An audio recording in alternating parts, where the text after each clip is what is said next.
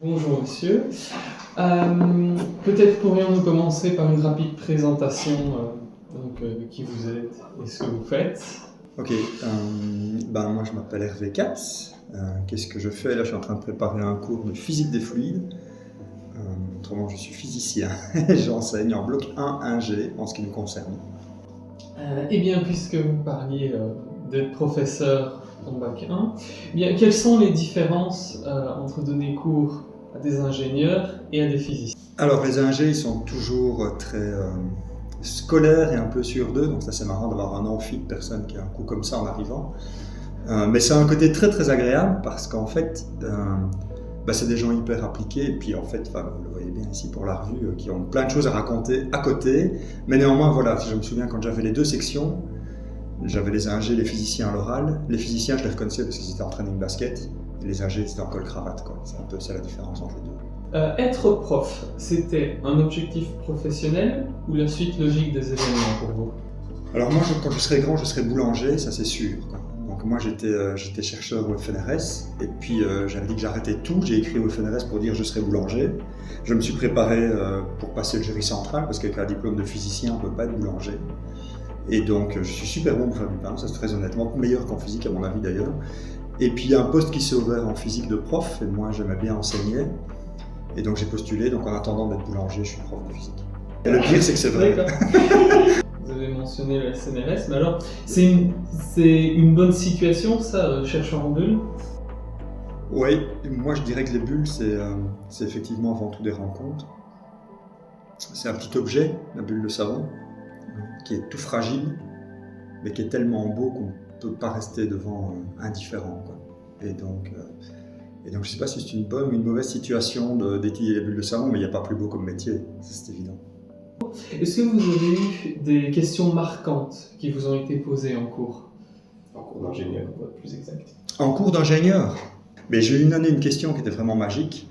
C'est un étudiant qui a levé la main et qui a dit « Monsieur, je ne suis pas certain que vous serez capable de répondre à cette question, mais la voilà. » Et je me souviens qu'à l'examen oral, je lui ai dit « J'ai une question pour vous, je ne suis pas sûr que vous pourrez y répondre, mais la voilà. » Et il n'avait pas su y répondre.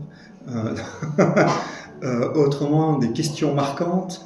Oui, j'ai eu une fois un étudiant qui est venu me trouver à la fin d'un cours, qui a dit « Monsieur, j'ai bien compris que votre culture musicale s'arrêtait en 2007, mais il s'est passé quoi en 2007 ?» Et non, ça c'est une des questions les plus dures que j'ai eues, je crois, pendant ce cours. Vous nous avez parlé de votre culture musicale.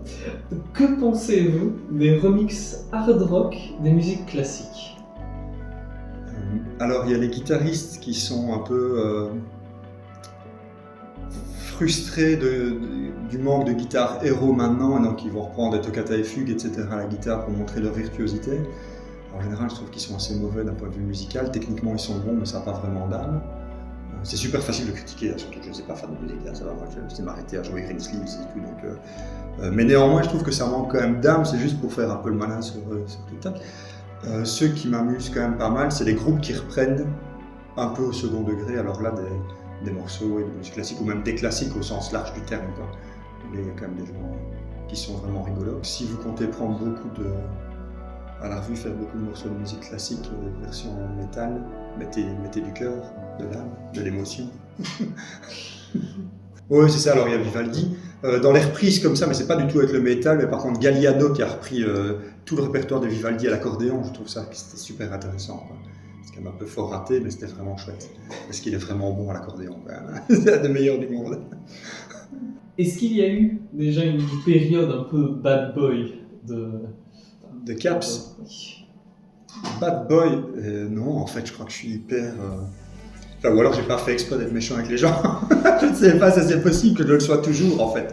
Je crois que j'ai un problème avec l'autorité, ça c'est clair.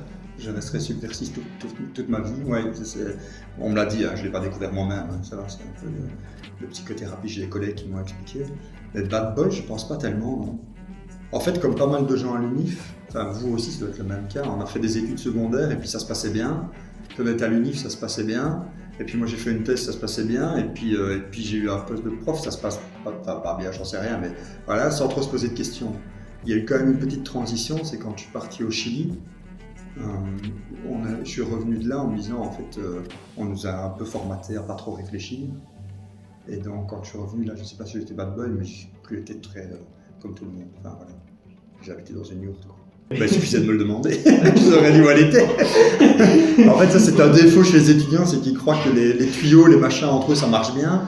Si vous voulez des tuyaux, il faut me le demander, c'est moi qui fais les questions. Donc il faut arrêter de vous prendre la tête. C'est un peu une culture bizarre de ne pas les trouver à la source. Ouais, ça, c'est... Voilà. C'est peut-être un truc davantage des étudiants ingénieurs qui se disent qu'il ne faut pas trop demander aux professeurs. Oui, ça a changé quand même fort avec le temps. Moi je me souviens quand j'étais étudiant, si on allait voir nos copies d'examen déjà, ça prenait 12 secondes, parce qu'ils prenaient les copies, ils disaient bon, voilà, c'était pas top, j'ai mis 2, voilà, c'est tout. et une année, il y en a qui avaient demandé des tuyaux, enfin les tuyaux, ou en tout cas les sujets à étudier pour l'examen, et le prof avait dit ok, pas de problème, mais c'était vraiment un tueur, quoi, ce prof-là. Et donc le lendemain, il avait affiché la table des matières du cours, quoi. En fait, moi je suis extérieur à la faculté des sciences appliquées, hein, parce que je viens de d'ailleurs dans un bâtiment extérieur, donc vous avez dû transgresser toute l'unif pour venir ici. Mais on remarque, je ne sais pas si vous en rendez compte, mais pour la plupart des profs que vous avez, c'est un honneur d'être dans la revue. Vous le sentez, ils sont même un peu stressés. Moi j'ai découvert ça, c'est vraiment magique, quoi. Et du coup, vous avez un pouvoir dessus qui est plus grand que celui qu'ils ont sur vous pendant les examens. Enfin, ouais, c'est vraiment mignon. Mais ça, c'est typiquement âgé. Feriez en sens, les gens ils en vont balader. Bon, trop tard, je l'ai dit. Est-ce que vous avez déjà fait une présentation sur un sujet que vous ne maîtrisiez pas vraiment? Ben, ça m'arrive à tous les cours. Ouais. Autrement, ce qu'on a déjà fait, c'est une conférence où on échangeait nos talks avec les collègues. Ça m'est arrivé pour de vrai, une vraie conférence. Et avant d'arriver, on a tous échangé nos exposés. Et voilà. Enfin, tous, on était 10. Et les 200 autres, ils n'avaient pas compris qu'on avait échangé nos exposés. Mais ça passe crème, hein. Comme un cours. Est-ce qu'il y a d'autres choses qui vous marquent dans les revues ingénieurs? D'autres choses que quoi? Que ce que vous aviez dit, le pouvoir qu'ont les étudiants. En fait, cette revue, c'est quand même un truc, enfin, moi j'ai découvert, on n'a pas cette culture-là en sciences.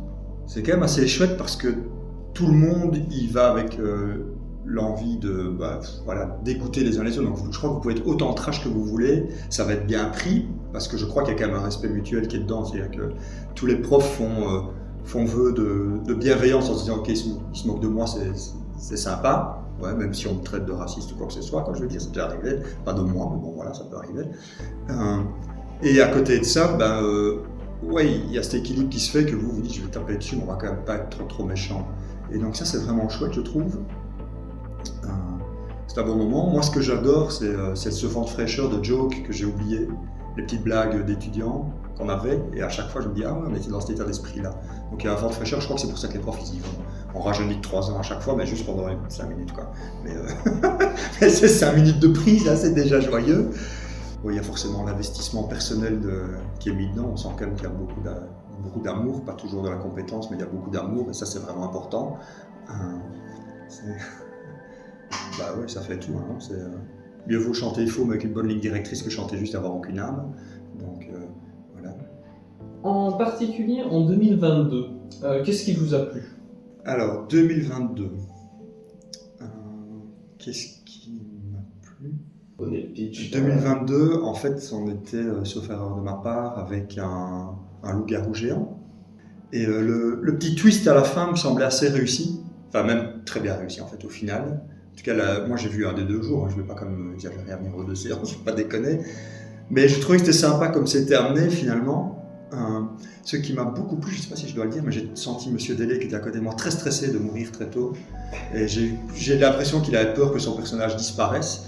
Et très honnêtement, je crois que je me suis dit ça pourrait être rigolo, mais voilà, je sais pas si vous devez le mettre, mais il y a eu une émotion à ce moment-là. Je m'en veux un petit peu quand même de l'avoir laissé aller danser tout seul la carioca après coup, quand il est monté sur scène. J'ai pas réalisé, j'étais en train de parler anglais, ils m'ont dit mais Hervé, t'es pas allé le rejoindre? Je dis pourquoi j'irais? Ils m'ont dit c'est ton personnage. Je dis et puis c'était trop tard. Donc voilà, il faut avoir des regrets dans la vie. Pour le plus grand plaisir des autres, sans doute de l'avoir vu tout seul danser. Mais je m'en voulais. Donc s'il voit cette vidéo, Eric, je te présente mes excuses. Je le dis devant la caméra. Eric, je suis désolé, j'aurais dû venir danser avec toi. Après, je crois qu'il y en a déjà eu des vidéos, parce que je me demande, c'est pas une des premières revues que j'ai vues, qu'on m'avait proposé un DVD ou un truc comme ça. Se retaper les 3h30, il faut le vouloir hein, quand même. C'est bon pour des souvenirs, pour des rushs, mais regarder tout. Enfin voilà, il y a des films comme ça, on n'a pas envie de se les refaire. Mais ce n'est pas pour décrier la revue en elle-même, c'est juste que c'est au moment même. Enfin voilà, c'est comme un opéra en vidéo, c'est toujours un peu nul. Quoi. En vrai aussi. Après, il y a des étudiants dans le QC parfois. Oui, ça peut faire du bien. Voilà, ça c'est un petit moment de catharsis. Quoi, Ouais. Ce qui nous a manqué peut-être dans la revue, c'est qu'il y a eu des changements dans des acteurs. C'est pas un manquement, mais qui m'avait marqué. C'est que c'était le départ de certains collègues, dont votre prof d'Écopole, Monsieur Jurion, effectivement.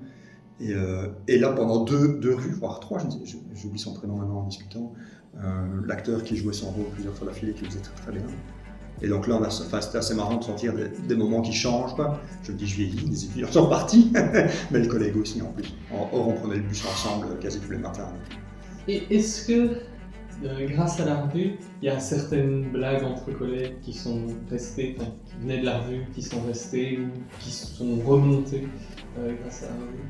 Non, moi j'ai jamais eu en tout cas. Alors je sais pas au sein de, par exemple du conseil de faculté, j'y suis pas, donc je crois que c'est pas l'organe où on se fait beaucoup de blagues, mais ça n'empêche que peut-être qu'il y a des choses qui ressortent, non.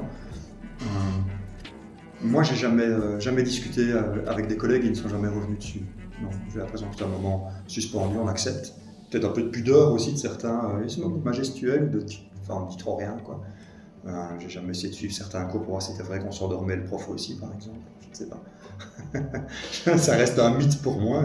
C'est ma tête qu'il est quand même dans un coin en train de dormir depuis 6 mois et qu'on l'attend. C'est vrai que je n'ai pas été suivre le cours. S'il ronfle pas, on peut le laisser là très longtemps.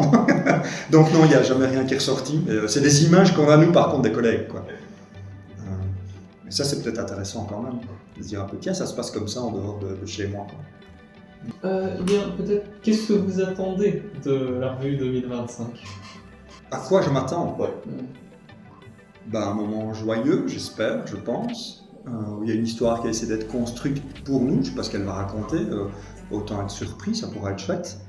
Et puis à vrai dire, quoi qu'il arrive, c'est sympa de se retrouver en même temps avec tout le monde. À vrai dire, moi ce que j'attends souvent de la revue, c'est les moments d'échange après. Ouais. Alors souvent je m'en souviens pas parce que je crois que sur toutes les revues que j'ai fait la fermeture.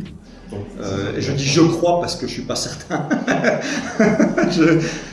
Je confirme qu'en 2019 vous étiez là à 6h du matin. Oui, 2019 a été très très dur parce que j'avais cours le lendemain. Et donc si je me souviens, c'est ça, c'était un jeudi. Oui. Je pense. Et donc il n'y avait plus les cours d'ingé, mais j'ai souvenir que j'ai en gros pris la bagnole pour remonter donner les cours.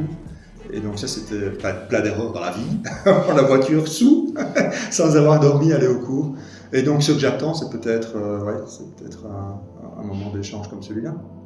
Quand je commence à inviter tout le monde à la maison, c'est que je suis sûr en général. Ça je vous préviens, c'est ce qu'on m'a dit. Un petit pronostic sur le thème de cette année ? Ouais, je vous lance juste un mot et puis on va si je suis juste ou faux, ça va. Interstellar. En gras, ça va, c'est la notation de mécanicien, c'est celle qu'on utilise toujours. Les flèches, c'est la notation internationale. Ainsi, dans la tech, vous mettez backslash avec, c'est une flèche.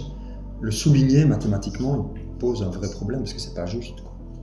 Après, je crois que d'un point de vue lisibilité pour les étudiants, c'est pas mal de souligner les vecteurs, pourquoi pas.